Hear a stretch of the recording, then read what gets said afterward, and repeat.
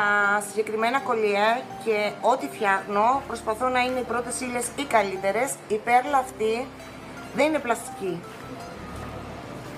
Ωραία, είναι γυάλινη. Έχει μεγάλη διαφορά το πλαστικό. Λοιπόν, έχω αυτό εδώ.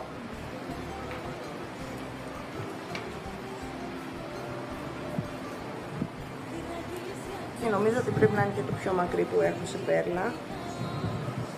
Και είναι αυτό.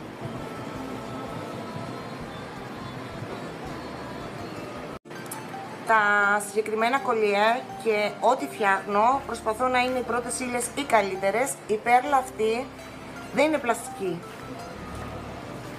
Ωραία, είναι γυάλινη. Έχει μεγάλη διαφορά το πλαστικό. Λοιπόν, έχω αυτό εδώ.